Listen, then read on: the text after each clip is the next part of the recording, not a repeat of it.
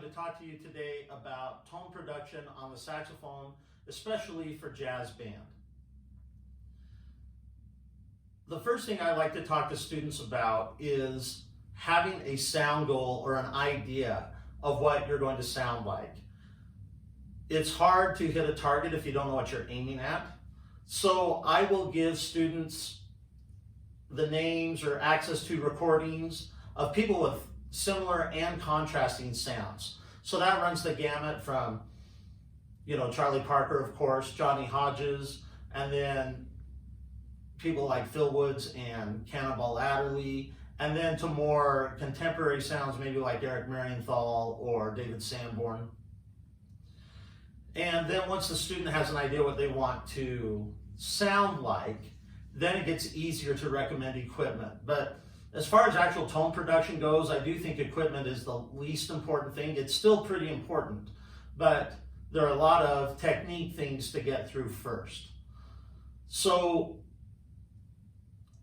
I personally prefer the sound models of players like Cannonball Adderley and Phil Woods and even David Sanborn. So I respect Lee Konitz and Paul Desmond and Stan Getz, but that's never been the sound I wanted to emulate. So I guess basically this is kind of a personal video and how I go about sound production, tone production. So let's talk about embouchure for a minute. Okay, you can probably see on my mouthpiece that I have a mouthpiece patch. So here's a pro tip. If you buy the little black rubbery ones that are cushiony and feel good on your teeth, they don't last long, you bite through them. And if you buy the clear plastic ones, then they don't really give your teeth any kind of cushion. So someone pointed out to me, and it's a good trick, is to put down a black cushiony one and then put one of the clear ones over it. My personal feeling is that they're ridiculously expensive, but if you're going to spend a lot of time playing your instrument, it's worth a few bucks to do it. So I put my teeth firmly on the top of the mouthpiece. I have met players that don't do this, but again, I'm just going to talk about what I do and what kind of sound I try to get from the saxophonists in my band. So pretty firm. I bite fairly hard, and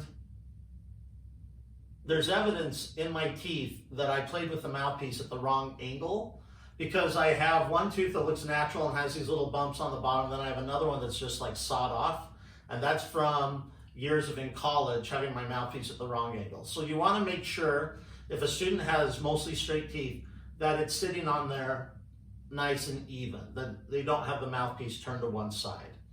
Okay?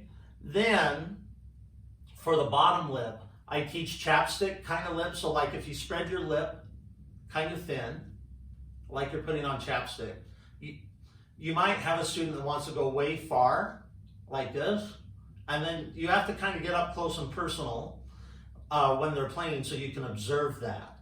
And what happens is if they have too much lip over the teeth, then it cushions the reed too much and it inhibits vibration. So I'm going to say this now before I forget. My sound model for the saxophone involves wanting to get the reed to vibrate, and then the mouthpiece to vibrate, and then the neck, and then the body, and then the bell, and then to get the air to vibrate and to feel the vibration in the wall. My saxophone teachers would call that moving the wall. So the way to do that is we have to get the most vibration possible. So a lot of you, if you've taught beginning band, or maybe even later, your saxophones maybe sounded like, and so you go, wow, your embouchure is way too loose, that sounds gross and disgusting, don't ever do that again.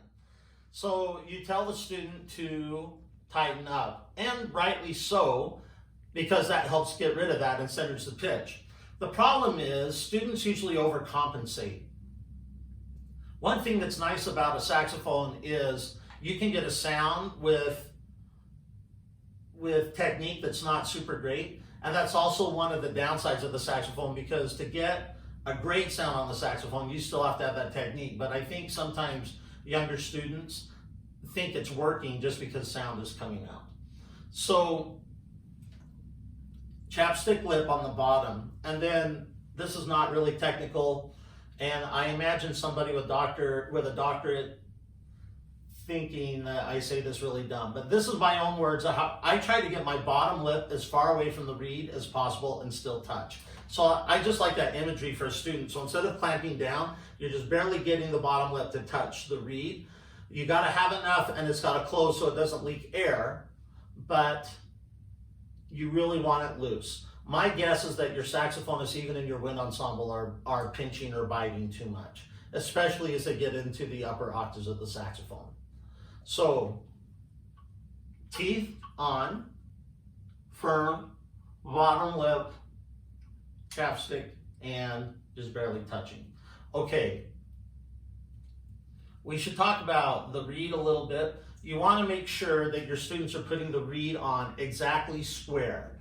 And if you gently push, like they could wreck a reed, but if you gently push, I like to have my reed even with the tip. Some people put it like the width of a hair beneath the tip of the mouthpiece. I find that's a little bit personal preference. I like my ligature on tight. I have a ligature though that doesn't have very much contact with the reed, so those 4 points provide enough stability, and then the rest of it lets it vibrate. A lot of high school students have Rovner ligatures, which is okay. The nice thing about a Rovner is it's indestructible. If they're going to play a Rovner ligature, I would suggest you get the light one, which has the square cut out in the middle, and that allows for more of that reed vibration. Next, we should talk about air direction. So if you put your hand in front of your face and blow, you can aim your air at the top or the bottom of your hand, right?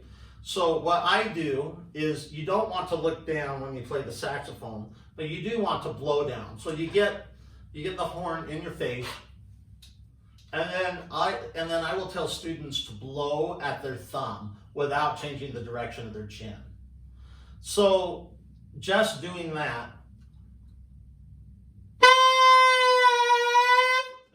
you can hear what it does with the sound. So if you have all of that working correctly, then what you should check is a student's mouthpiece pitch. Okay, so almost everybody in printed materials and great saxophonists that I've studied with will tell you that the mouthpiece pitch for an alto is concert A. I'm going to be honest, I play lower than an A, and that may be good or bad depending on your perspective. But for me, I actually play about a concert G. But it's really good for students to learn to manipulate the pitch, kind of like a brass player buzzing. And I do that by changing my oral cavity. And it's really hard for me to explain to you what I'm doing inside. They kind of just need to mess around and experiment.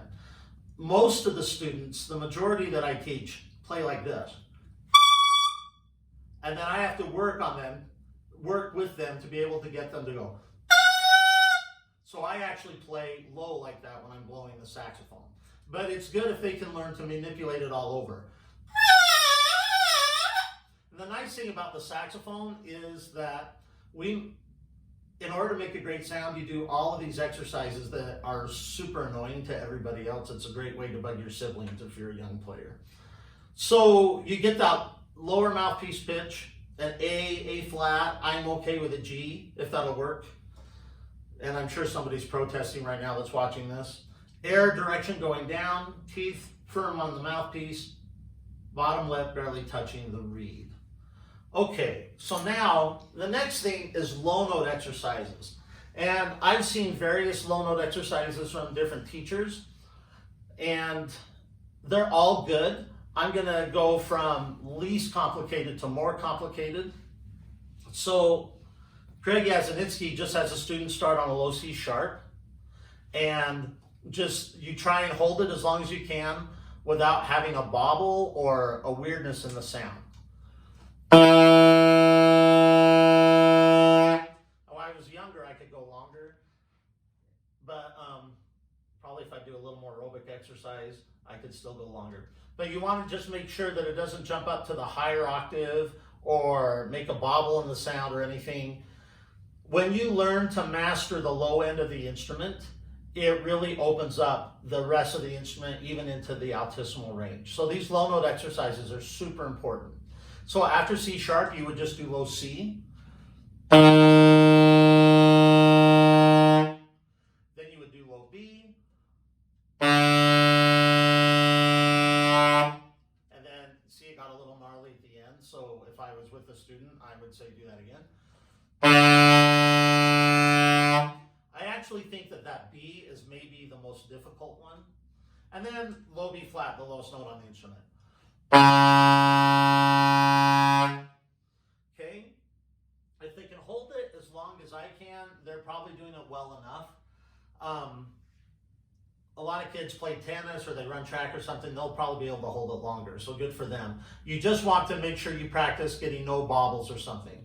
If a student can't play that low, so this is one of the issues I find in school bands, is that a lot of our literature doesn't call for notes that low, so it gets neglected by students, and they're harder to play at first than notes in the middle of the instrument, so students avoid learning it. If they can't make a low C sharp come out from the start, then I would ask them what the lowest note is. Maybe it's E. So what I would do is try and work down by half steps in the middle of a breath. So I would maybe go like from E to E flat. When they're super confident at that, they can do that great, then have them start on E flat and go down to D. And then when they can do that really great, try and have them start at D and go down to C sharp. And then from there, they should be able to work their way down eventually to B flat. And this may take a while. Okay, so I learned this one from a clinician at All Northwest. I think his name was Steve Owen. But what you do is you do the middle C sharp, and then G sharp, and then the low C sharp.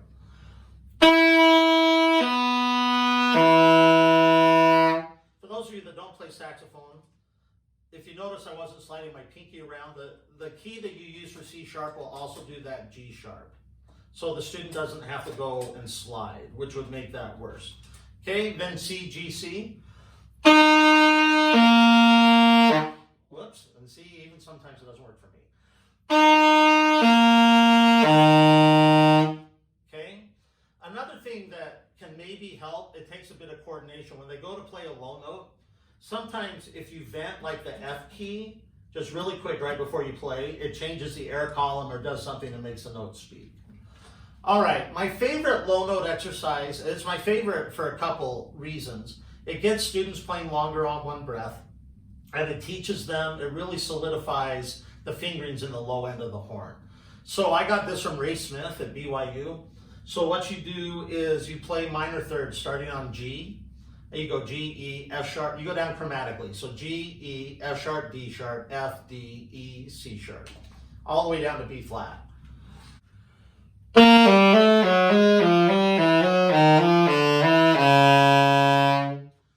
And so when you get to the last note, you hold it until you're out of air, and you try and keep it from getting a wobble or a weird sound. So you do it slurred and all in one breath. Okay, so next you do major thirds. You start on G again, and go down major thirds chromatically. That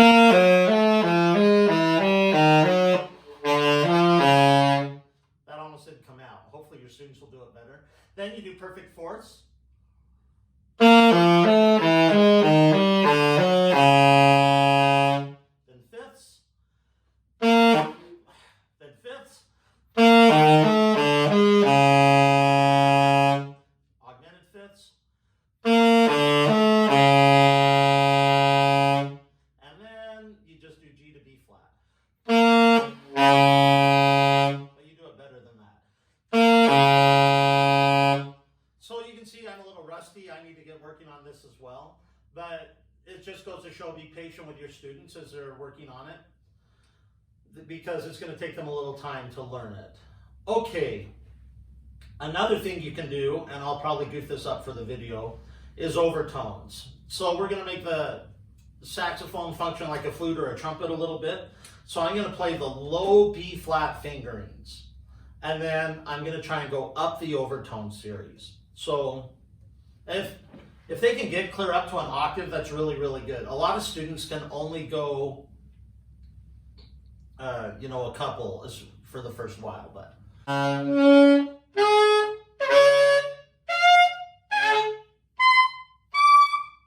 Okay, and then some people people get super proficient, can even do bugle calls.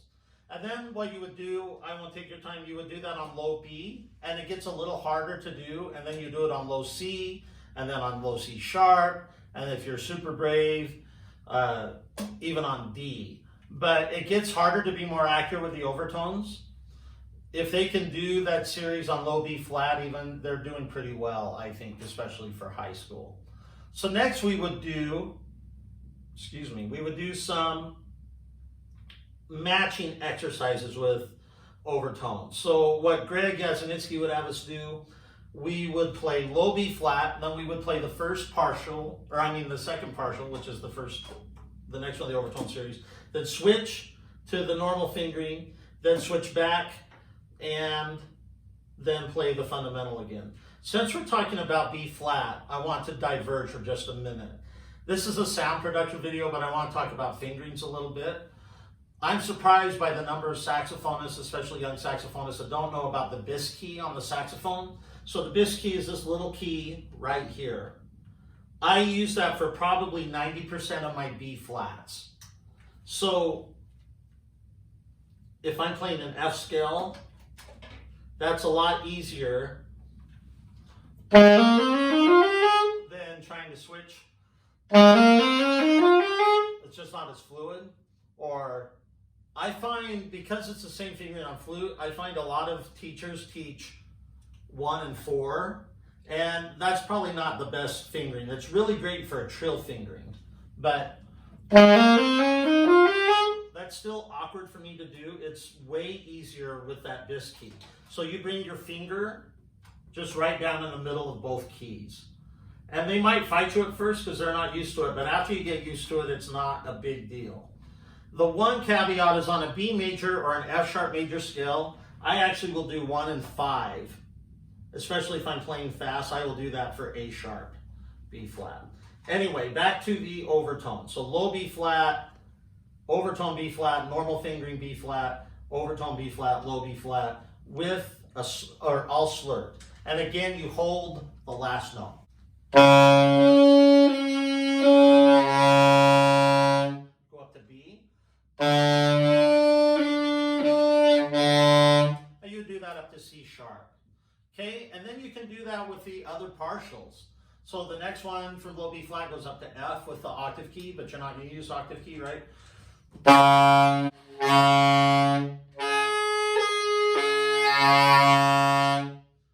and then you could do that at the octave. You could do, and then you would do those again with like B to F sharp, just working your way up chromatically again. You can even work out to where you're playing major scales and everything on the overtone. Okay, and I'm sorry if you hated listening to that on the video. Like I said, the saxophone, you have to do all these annoying techniques to actually make a great sound. And the thing that reminded me of that is the next exercise, which you might find even more annoying than the last one. So as you go up the saxophone, you want to really make sure that the students don't start pinching or biting. I used to, in college, would try to play a low B flat and then a high F and not move my chops. But if they can do like a high D without biting,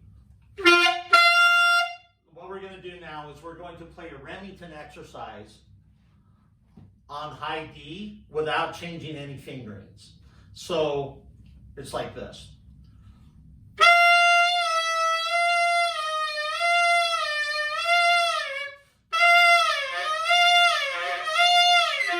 You just try and go as low as you can. On certain good days, I've gotten all the way down to G, but I think it's more common for me to get to A, and that's written pitch, not concert pitch. And on tenor, it's a little harder to go as far, but you just work it as far as you can. Then you go up to E flat.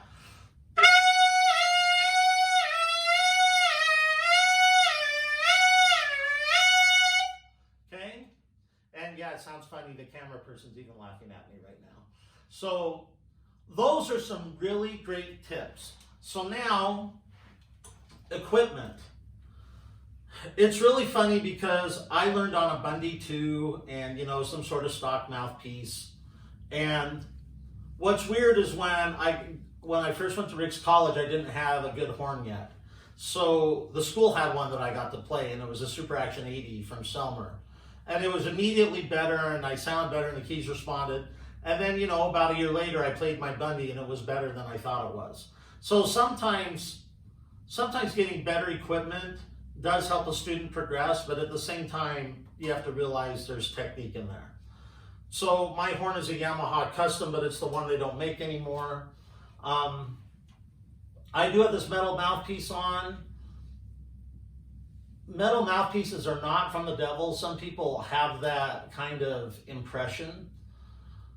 Actually, if I put a Meyer 7 on, which was my high school mouthpiece, and a lot of people recommend that as your first mouthpiece, is like a Meyer 5, 6, or 7, I would still pretty much sound like me. It changes a little bit. So, again, the gear is important, but what I like to do is when students decide who they want to sound like is maybe have them identify 3 saxophonists, and hopefully their sounds are sort of similar. And then if you can look up what equipment they use, that will guide you. So the thing is, if I played the exact same setup as David Sanborn or Cannonball Adderley, I'm still not going to sound exactly like them. And sometimes when we are listening to a player's tone and they're playing like an improvised solo or something, sometimes we don't realize how much things like articulation affect the way they sound. But before anyone spends a bunch of money, and you can easily spend a bunch of money on a mouthpiece, like $1,500, it's so unfair. Like, you know, for a trumpet player, oh, I want this mouthpiece, and it's like $60, and they're pretty consistent. So sometimes with saxophone, you can have 2 of the same model, especially if they're rubber mouthpieces, and they will play significantly different. So if you're not a saxophonist and you need to make a gear recommendation, first I would get somebody like who they want to sound like, find out what that is, and then use the internet to research and or talk to a saxophonist to see what they recommend. The Selmer instruments are really great. They are a lot more expensive. Yamahas are pretty expensive now, but they are less than Selmers. Excuse me. You can do pretty well buying used instruments. You just have to be careful and patient for the right one and the right price. There are other options. I'm not going to tell you that a Cannonball instrument doesn't work. However, I found they don't work for me, but there are a lot of great players playing them. So if that works for your student, great. I think the most important when you're selecting gear is that the musician actually try it so they can see what they're going to be successful on. The tricky part about that is it sometimes can take me 6 months to get used to a new mouthpiece. So you try to select gear that seems like when you buy it that it's going to help you the most and that you can reasonably afford it. I think all of my mouthpieces are under $300, but I have seen vintage mouthpieces go for $15, like I said.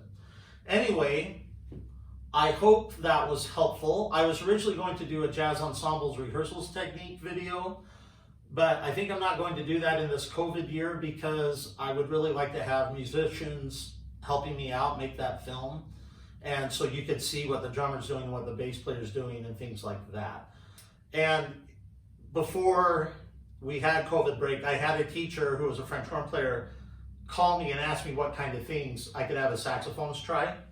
And so that's kind of the genesis of this video.